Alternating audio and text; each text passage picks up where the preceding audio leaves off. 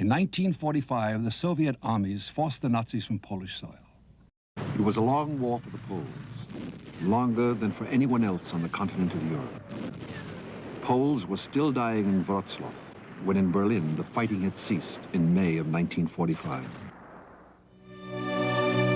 The liberation of Poland cost the Red Army 600,000 lives. The German occupation and the fight against the Nazis cost the Poles 6 million.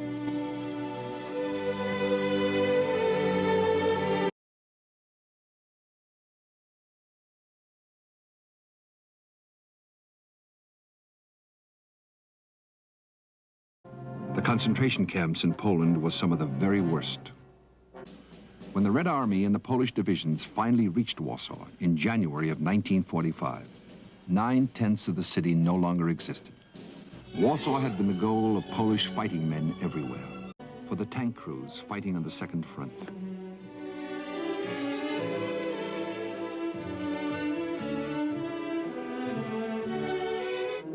Late in November, the Soviet High Command approved plans for the Red Army's winter offensive, ranging from the Vistula to the Oder, and encompassing the liberation of the rest of Poland.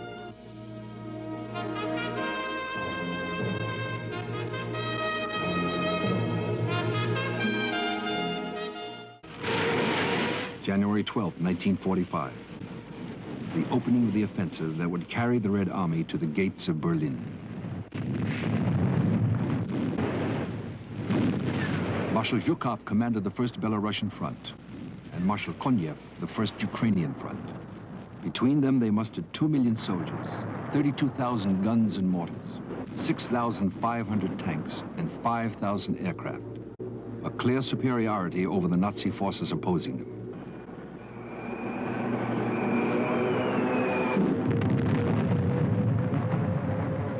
They ripped through the main line of the German defenses the first day.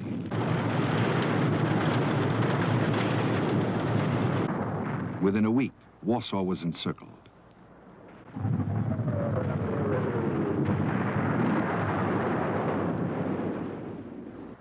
It was unlike any other city the Red Army had liberated.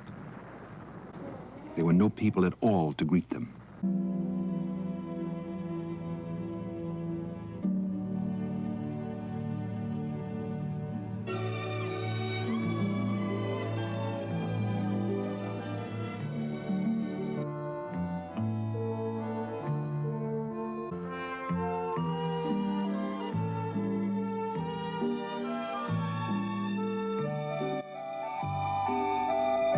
Gradually, spirits began to rise, and essential services were restored.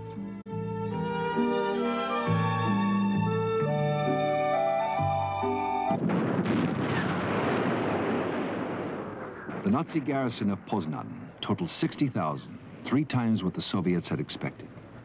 It took days for General Chuikov's 8th Guards Army, the veterans of Stalingrad, to subdue it.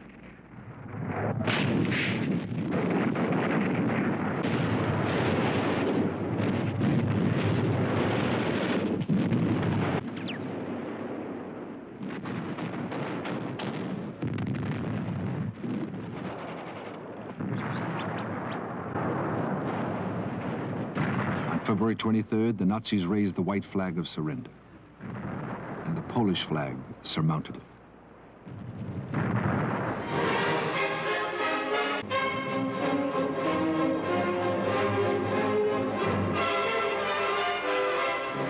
By the time Poznan was back in Polish hands, the Soviet grand offensive had rolled closer to the Oder and the heart of Germany.